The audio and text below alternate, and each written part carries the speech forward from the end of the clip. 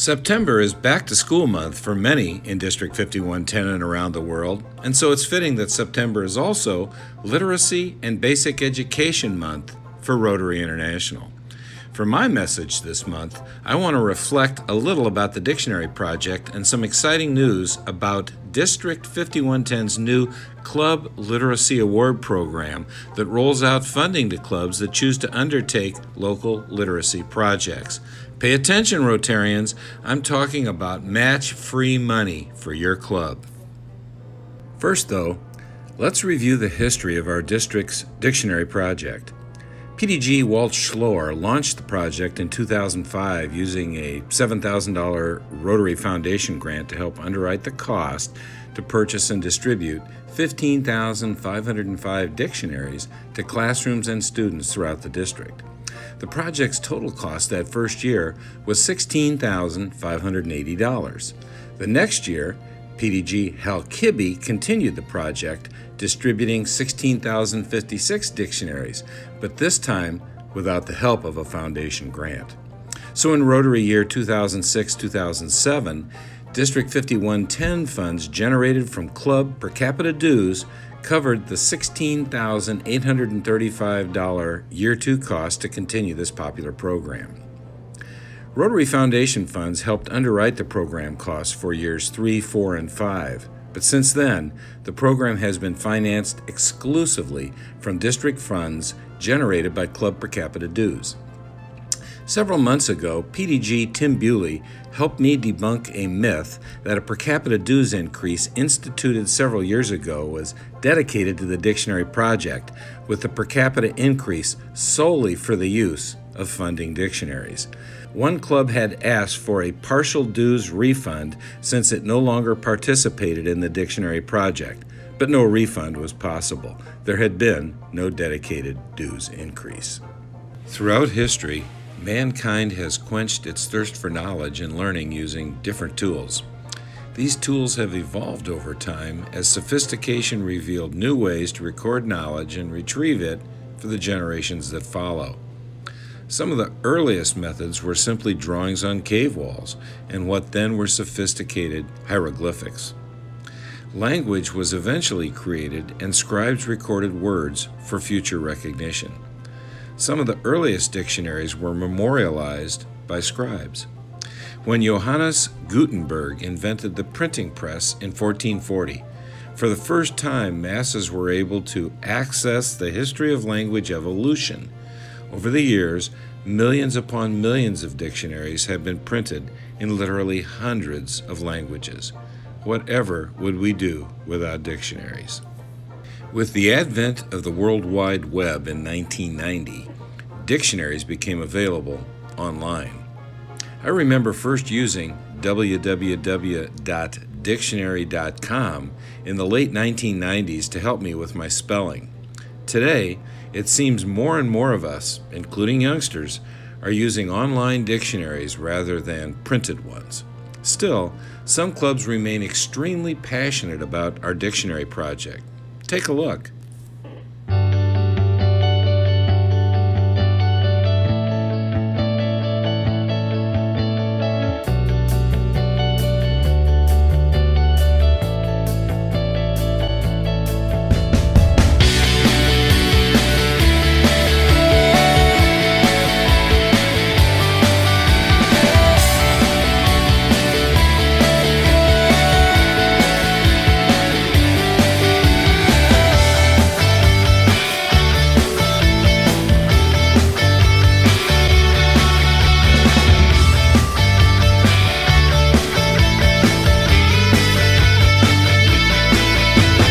And then we're going to learn how we're going to carefully mark our dictionaries, because the dictionary that's well used is the best dictionary, because when we look up words we don't know, we're going to learn a system to code our dictionary so that you can keep track of the words that you're using again, and we'll actually get sticky tags and everything else. I love it that they actually get their own, because we can't write in the ones I have to share as a classroom.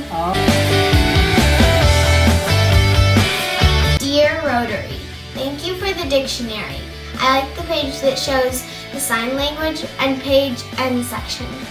I'm excited because I get to keep it. Sincerely, Jasmine.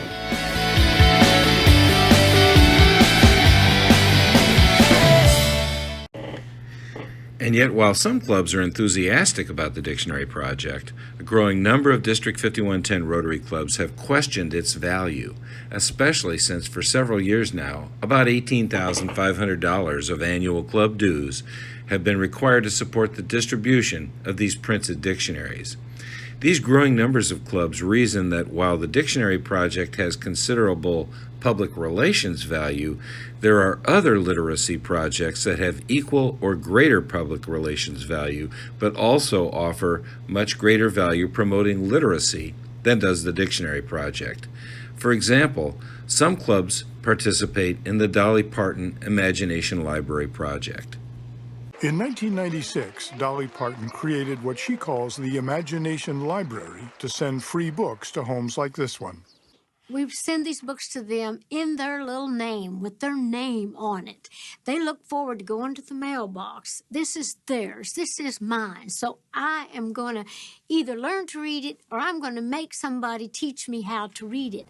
It all starts here at birth. At this hospital in her hometown of Sevier County, Tennessee, every newborn gets a free book. Each child receives 60 free books, one every month until age 5. It really started out as a very personal thing for me, and it was originally just meant for the folks in my home county because of my dad. There were not books in our house growing up, and my dad could not read nor write. It was a very crippling thing for him. My daddy was such a brilliant man. What started in one rural Tennessee county 17 years ago has spread to 1,400 communities across the United States, England, and Canada. Each affiliate raises money to pay for books and mailing, $2 each. The Imagination Library takes care of the rest, right here where it all began. Our belief was that oftentimes the most powerful things are the most simple things. David Dotson is president of the Dollywood Foundation. This international organization, with a $20 million budget, produces and distributes almost 700,000 books a month. I think it makes a big difference when you have this huge library of books. There's so much to choose from. I don't know that we would be able to afford to buy all of those books for our children. And it's nice to know that we don't have to make that decision. We don't have to choose between a book and something else for the kids. That just comes to our mailbox. The older I get, the more appreciative I seem to be of the book lady title. It makes me feel more like a legitimate person, not just a singer or an entertainer, but it makes me feel like I've done something good with my life and with my success. Dolly Parton's Imagination Library has now given children almost 50 million free books.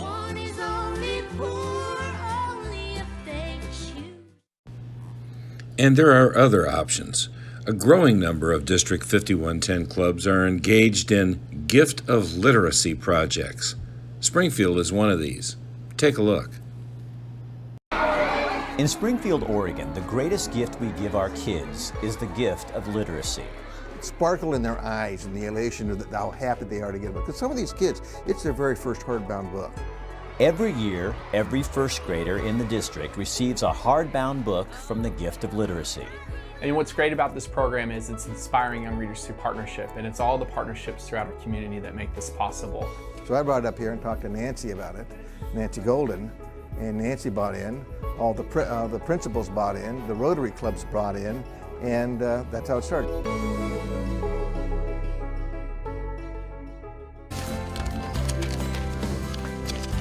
Each and every year, local business, community partners, Rotary clubs, and our Team Springfield partner agencies step up and provide the resources and volunteers to make this possible. People and business owners in the community pay 100% of the program costs through their donations. We've had guest authors come, which really helps us grow this a little bit, and we've expanded to include providing library cards to our students so they can actually continue literacy beyond just the day of the event. Every first grader in the Springfield School District, both inside and outside the city limits, also receives a library card. We get copies of the books. Kids who get these books come to the library. They want to read more. They want to check them out. They're excited to see their Gift of Literacy books here, and that's really fun too. Students select one of 10 books chosen by a committee as this year's Gift of Literacy books. The committee makes book selection based on a strict criteria. In first grade, the magic just happens. They just figure out how to decode words and read sentences and paragraphs, and when they can really read a book, their little faces just light up. Students spend months learning and reading and becoming familiar with the books. For a lot of kids, it's the first book they've ever owned. And they've heard the book, and they've had it in the classroom, and they feel like they can read it. First graders Rainey and Christopher know a book is coming. They already picked it out. It makes you smarter, and I just like to read. Because it's really fun to read, and there's like really good stuff in books. Gift of Literacy Day is a very big deal in Springfield. Students arrive at Lane Community College where the celebration begins. Community leaders read to them. Everybody from the bus drivers to the custodians to the staff, teachers in the building, secretaries, all the way up to the mayor in our community and other famous guest readers that are there. They look around and they see their mayor, they see business leaders, they see their superintendent, they see their congressman, and they say, wow, these people are really invested in me, they're here to support me, and they're telling me if I read, I could be successful like them someday. Books. The Gift of Literacy defines Springfield, Oregon. This is the greatest legacy anyone could leave as an educator because you're touching nearly 1,000 kids each year and you're inspiring them on their journey of education. A love of learning is created one book at a time. We want students to open that book and say, this book is for me. The Springfield community gave me this book, and it means that they're invested in me, and they gave me my first step.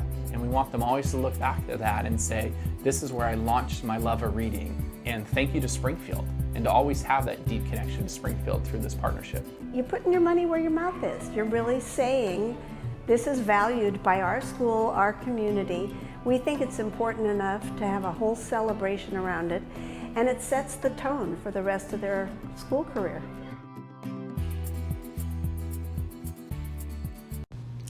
Other clubs have their own version of the Gift of Literacy program. Klamath Falls and Ashland are among these. Ashland Reads, an annual event put on by the Ashland Rotary, encourages little ones to explore their love of books. You can learn this stuff. And while it was a fun-filled day, complete with storytelling and sing-alongs, there is a larger purpose. Reading's a key to learning, so we want to make sure that all of our children are successful at that. These literacy projects promote reading, give each child their very own book to take home forever, and have public image benefits for the clubs doing them. The idea of a child curling up with a printed dictionary causes some dictionary project critics to snicker, but I believe there will always be a need for printed dictionaries. This is especially true in rural areas where internet connectivity is weak, and in foreign countries like Honduras where online dictionaries are not readily accessible. By the way, our D51 State of Jefferson E-Club supports a Spanish language dictionary project for 2 classrooms in Guatemala, along with other literacy projects. Very nice. For the past few years, District 5110 governors have struggled with ways to support the clubs that want to continue with the dictionary project, yet also be fair to clubs that do other literacy projects without district funding support. Candidly, some of these clubs have been pretty vocal that district needs to do more to support literacy other than fund dictionaries. A couple years ago, I was extremely distressed upon learning that one education service district in our area actually had to recycle dictionaries that were provided to them because local teachers simply didn't want them and couldn't give them away. This pushed me over the edge. Something needed to change, and it has.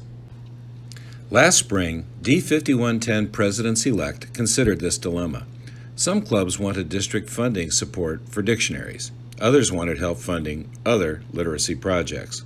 A solution has been found and is being implemented right now. It's called the District 5110 Club Literacy Award Program.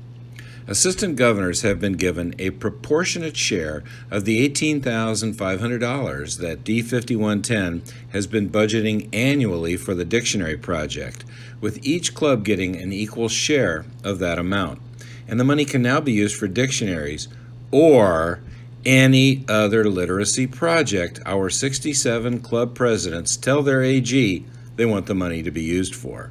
The only restriction is that the money has to be used for a literacy project. Well, District 5110 Rotarians, thanks for making literacy a priority when you consider your club projects in 2018-2019. Our goal needs to be to have impactful projects that effectively advance literacy and ones that generate positive public image impacts for our clubs. And so, this is my message for September. Together, creating lasting change in our communities is what we're doing. And remember, dream big, have fun, get stuff done, and be the inspiration. Bye-bye.